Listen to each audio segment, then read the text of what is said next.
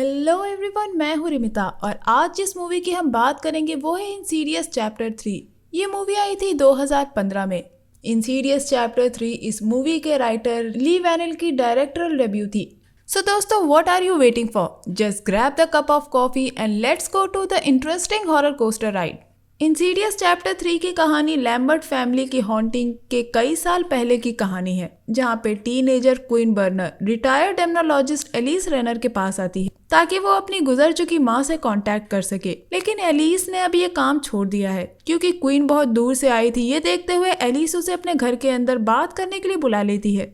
इस सीन में क्वीन बताती है कि उसकी माँ की मौत कैंसर से हुई थी, लेकिन वो अभी भी अपनी माँ को आसपास महसूस कर सकती है क्योंकि उसके साथ अजीब घटनाएं घट रही थी, जैसे कि वो अपनी डायरी कहीं और रखती थी और उसको बाद में अपनी डायरी कहीं और मिलती थी। क्वीन की अपनी माँ की फीलिंग्स को देखने के बाद एलिस डिसाइड करती है कि वो क्वीन की माँ लिली से कांटेक्ट करेगी और इसके बाद एलिस क्वीन की माँ लिली से कांटेक्ट करती है। लेकिन जिससे एलिस का कांटेक्ट हुआ था वो क्वीन की माँ नहीं थी और हम देखते हैं कि एलिस का कांटेक्ट किसी और ही स्पिरिट से हो जाता है जिसको वो जाने के लिए कहती है और एलिस अपना कांटेक्ट तोड़ देती है। कांटेक्ट टूटने के बाद एलिस क्वीन से कहती है कि वो अपनी माँ से खुद कांटेक्ट करने की कोशिश ना करे क्योंकि जब हम मरे हुए को बुलाते हैं तो उनकी दुनिया के सारे मरे हुए लोग ये बात सुन सकते हैं और ये बहुत ही डेंजरस है। क्वीन अपने पिता शॉन और भाई एलेक्स के साथ रहती है। क्वीन के पिता शॉन को दिन रात काम करना पड़ता है ताकि वो घर चला सके। स्कूल ऑफ परफॉर्मिंग आर्ट्स में क्वीन का ऑडिशन था और यहाँ हम हेक्टर से मिलते हैं जो क्वीन को लाइक करता है। इस सीन में हमें क्वीन के नेबर हैरी और ग्रेस दिखते हैं। ग्रेस अक्सर ना समझ आने वाली बातें करती थी।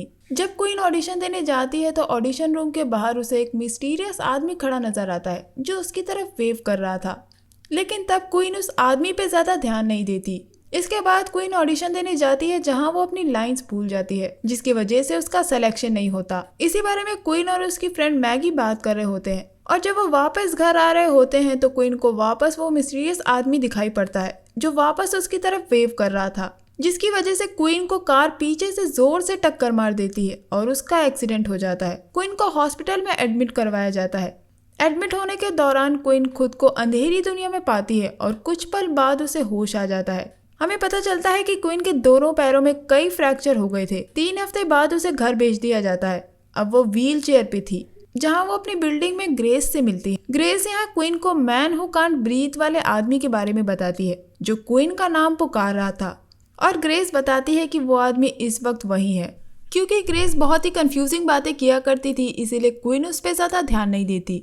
अब सभी लोग क्वीन का घर में वापस वेलकम करते हैं। एक बार जब क्वीन सो रही थी तो बेल अपने आप बजती है। ये वो बेल थी जो क्वीन के डैड ने उसके पास रखी थी ताकि क्वीन को जब भी कोई जरूरत हो तो वो ये बेल बजा के उन्हें बुला सके। और उसी वक्त हम क्वीन के रूम में उसी आदमी को खड़ा देखते हैं जिसकी वजह से क्वीन का एक्सीडेंट हुआ था। इसके बाद हमें एलिस दिखाई जाती है जो हर वक्त अपने पति जैक के स्वेटर को लेके सोती है और यहाँ एकदम से एलिस को कुछ महसूस होता है और एलिस को जो भी महसूस होता है वो उसे अपनी डायरी में लिख देती है और वो नाम था क्वीन बर्नर। इधर क्वीन अपने घर में अकेली होती है और वो दीवार पे नॉक करती है क्योंकि उसके बगल वाला फ्लैट हेक्टर का था, जिसके बाद उसको दीवार की दूसरी तरफ से वापस नॉक की आवाज सुनाई पड़ती है। क्वीन हेक्टर को मैसेज करती है, तब उसे पता लगता है कि हेक्टर तो अपने घर में था ही नहीं, वो अपनी ग्रैंड मदर के घर पे गया था। क्वीन जब दोबारा दीवार पे नॉक करती है तो दूसरी तरफ से कोई रिप्लाई नहीं आता। इसके बाद क्वीन सो जाती है। तभी एक हाथ ऊपर से आता है और उसको उठा देता है। ये देख के क्वीन बहुत डर जाती है और वो देखती है कि ऊपर की दीवार में क्रैक पड़ने लगता है। तभी उसके डैड भी उसके रूम में आते हैं और देखते हैं कि ऊपर की दीवार में क्रैक पड़ा था। जिसके बाद शॉन बिल्डिंग के मालिक को बुलाते हैं और ऊपर के फ्लैट में जाके देखते हैं। यहाँ मकान मालिक बताता है कि ये फ्लैट खाली पड़ा है और यहाँ कोई भी नहीं रहता। तभी एक रूम में शॉन को पैरों के काले निशान दिखते हैं। वो मकान मालिक को वो पैरों के निशान दिखाता है लेकिन उन्हें नहीं पता कि आखिर वो था क्या। अगली सुबह हम देखते हैं कि शॉन और क्वीन आपस में बात कर रहे होते हैं जहाँ क्वीन अपने पापा को बताती है कि वो एलिस नाम की एक साइकिक से मिली थी ताकि वो अपने मॉम से कॉन्टेक्ट कर सके क्योंकि उसके साथ अजीब घटनाएं घट रही थी। क्वीन को लगता है कि उसकी माँ उसे कॉन्टेक्ट करना चाहती है लेकिन शॉन ये नहीं मानता और यहाँ क्वीन और उसके पिता शॉन के बीच में बहस हो जाती है क्योंकि क्वीन का मानना था कि उसके डैड उसकी मॉम के बारे में कभी बात नहीं करते और ना ही उसकी मॉम को याद करते हैं। लेकिन शॉन का कहना था कि वो अपनी पत्नी की झलक अपनी बेटी क्वीन में देखते हैं। हम देखते हैं कि एलिस अपने रीडिंग रूम की चाबी अपने गले की चेन में बांधे रहती है। एलिस क्वीन की माँ लिली से कांटेक्ट करती है और उसे कहती है कि शो योरसेल्फ तभी एलिस को एक आदमी की सांसें सुनाई पड़ती हैं, जिसके बाद एलिस को भी अपने घर में काले पैरों के निशान दिखाई देते हैं जो उसके रीडिंग रूम की तरफ जा रहे थे। एलिस जब अपने रीडिंग रूम की तरफ जाके देखती है तो देखती है कि वहाँ का ताला खुला हुआ था, और जब वो अपने गले की चेन को चेक करती है तो हमें पता लगता है कि अब वो चेन एलिस के गले में नहीं थी। एलिस रीडिंग रूम की लाइट ऑन करने की कोशिश करती है लेकिन लाइट ऑन नहीं होती और वो टॉर्च लेकर नीचे अपने रीडिंग रूम में जाती है। एलिस उन पैरों के निशानों को फॉलो करती है और पाती है कि वो दीवार से होते हुए ऊपर की तरफ जा रहे थे। तभी एलिस को वही आदमी हॉन्ट करता है जिसने क्वीन का एक्सीडेंट कराया था, यानी मैन हु कांट ब्रीथ, जिसके मुंह पे मास्क था।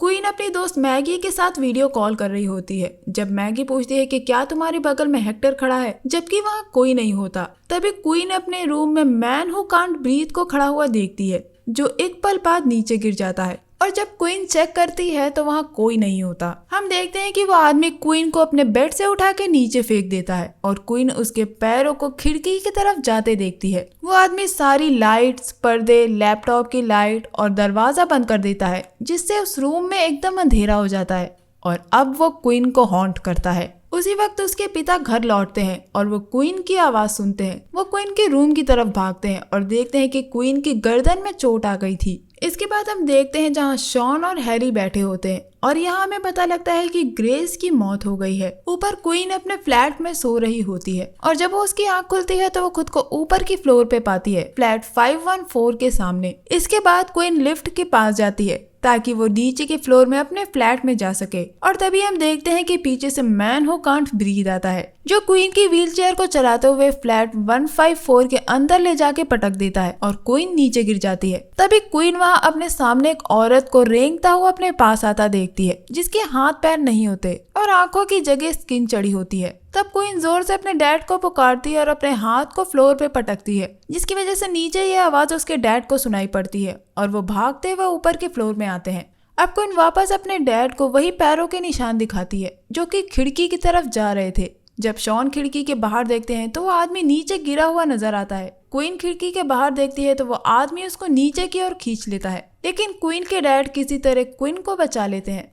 इसके बाद शॉन एलिस से मिलने जाता है, जहाँ एलिस उसे बताती है कि वो अब अपनी इस एबिलिटी को यूज नहीं करती और उसने ये काम बंद कर दिया है। एलिस यहाँ बताती है कि हमारी दुनिया के अलावा भी दो दुनिया होती हैं। आप इन्हें लाइट और डार्क दुनिया की तरह समझ सकते हैं। लाइट दुनिया तो इंसानों के लिए है, लेकिन डार्क की दुनिया इंसानों के लिए नहीं है। एलिस डार्क की दुनिया में यानी द फर्दर में गई थी अपने पति को ढूंढते हुए, लेकिन वहाँ उसे एक औरत ने फॉलो किया जो कि एक इविल स्पिरिट थी।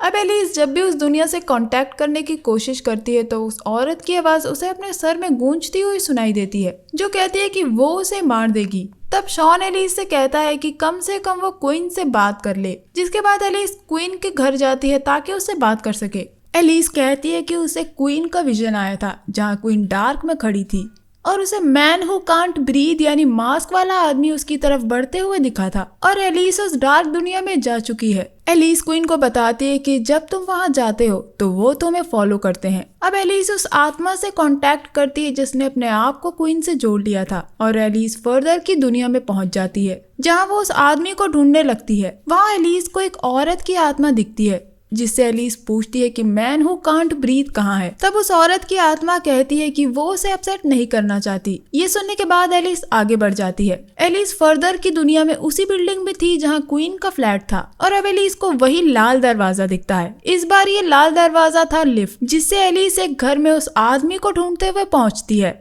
और वहां उसे वही बूढ़ी औरत मिलती है जो एलिस को उस दुनिया में मारना चाहती थी, जिसको जॉश बचपन में देखा करता था, यानी पार्कर क्रेन। वो औरत एलिस पे हमला कर देती है और उसका गला दबाने लगती है, लेकिन एलिस अपने आप को किसी तरह छुड़ा लेती है। एलिस वापस इस दुनिया में आने के बाद कहती है कि वो क्वीन की हेल्प नहीं कर सकती क्योंकि वो औरत एलिस को मारने का इंतजार कर रही है, और ये कह के एलिस वहाँ से चली जाती है। अब एलेक्स जॉन को स्पेक्स और टकर का वीडियो दिखाता है जो उन्होंने अपनी वेबसाइट पे अपलोड किया था और एलेक्स कहता है कि ये लोग हमारी हेल्प कर सकते हैं। अब शॉन ने स्पेक्स और टकर को बुलवाया था क्योंकि वो घोस्ट हंटिंग करते हैं, टकर क्वीन के सर पे एक छोटा सा नाइट विजन कैमरा लगा देता है ताकि वो अंधेरे में भी सब कुछ रिकॉर्ड कर सके, और जब क्वीन सो रही होगी तो वो लोग रात भर जाग के देखेंगे कि आखिर क्या होता है। देर रात टकर को स्क्रीन पे दिखता है कि क्वीन जाग गई है और रूम के बाहर आ गई है। तब वो लोग क्वीन के रूम के बाहर जाके देखते हैं, लेकिन वहाँ कोई नहीं होता। टकर को स्क्रीन पे अलमारी के अंदर का सीन दिखता है, और जब वो लोग क्वीन की अलमारी ओपन करके देखते हैं तो क्वीन के सिर पे लगा कैमरा वहाँ रखा था।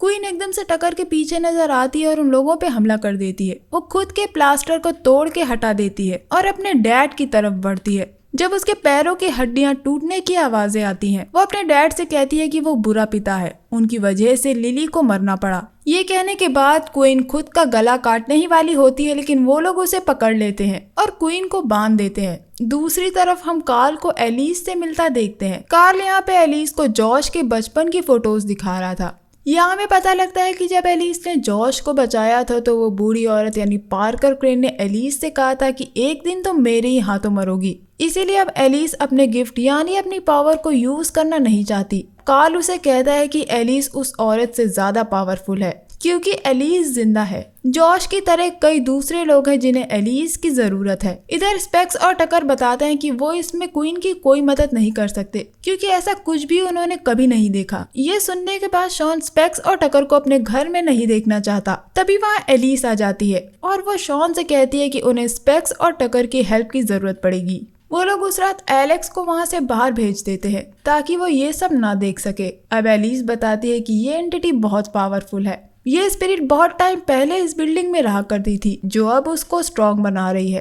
वो बताती है कि फर्दर में रहने वाली आत्माएं बॉडी पे कब्जा करना चाहती हैं ताकि वो वापस जिंदगी में लौट सके और जिंदगी जी सके। लेकिन इसके अलावा भी कुछ डार्क एंटिटीज हैं जो अंधेरी की दुनिया को छोड़ना नहीं चाहती। वो चाहती हैं कि जिंदा लोगों की आत्माएं उन्हें फर्दर की दुनिया में ज्वाइन करें। और अब क्वीन सिर्फ आधी इंसान रह गई है। क्वीन के एक्सीडेंट के बाद उस आदमी की आत्मा को क्वीन की आधी आत्मा मिल गई है और अब क्वीन को पूरा वापस लाने के लिए एलिस को उस दुनिया में जाना होगा जहां उस आदमी की आत्मा रहती है। अब सब एक सर्किल बना के बैठते हैं। टकर ने कैमरा सेटअप कर दिया था और स्पेक्स वो सब कुछ लिखता जा रहा था जो एलिस बोल रही थी। अब एलिस फर्दर में जाती है। एलिस को फिर से वहाँ वही औरत मिलती है जो उसे पहले भी मिली थी। ये वही औरत है जिसे मैन हु कांट ब्रीथ यानी उस मास्क वाले आदमी ने फोर्स किया था कि वो औरत खुद को मार डाले, और इस औरत ने खुद को मार डाला था। ये औरत इसी बिल्डिंग में रहा करती थी। एलिस उस औरत से कहती है कि वो उसे उस आदमी तक ले चले। वो औरत एलिस को ऊपर वाले फ्लोर तक यानी फ्लैट 514 तक ले जाती है जो क्वीन के फ्लैट के जस्ट ऊपर वाला फ्लैट था।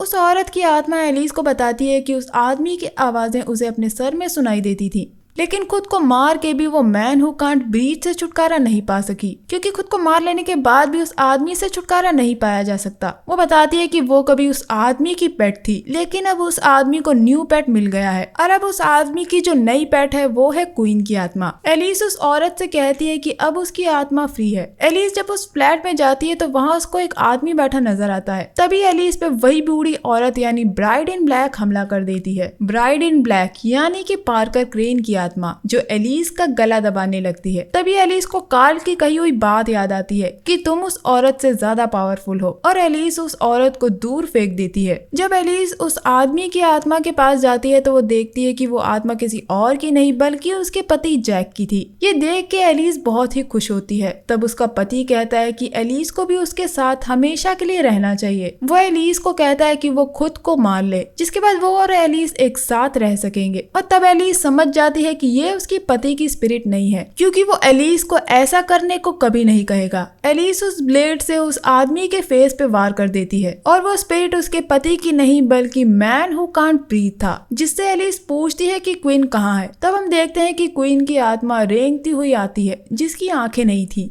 एलिस उस आदमी से कहती है कि मैं तुमसे ज्यादा पावरफुल हूँ, और वो क्वीन की आत्मा को लेके भागती है। वो आदमी एलिस को रोकने की कोशिश करता है लेकिन एलिस किसी तरह क्वीन को लेके वहाँ से भाग जाती है। इधर रियल दुनिया में सब कुछ जोर जोर से हिलने लगता है। एलिस क्वीन को उसके फ्लैट तक ले आती है। तभी वो आदमी आता है और एलिस को दूर फेंक देता है। एलिस भागते हुए उस आदमी के पास आती है और उसको वहाँ से भगा देती है। वो वापस क्वीन को उठाती है और उसके रूम की तरफ भागती है। वो क्वीन की आत्मा को लेके उसके रूम तक पहुँच जाती है। एलिस तो अपनी बॉडी में वापस आ गई थी लेकिन क्वीन को अभी भी उस आदमी ने रोक रखा था।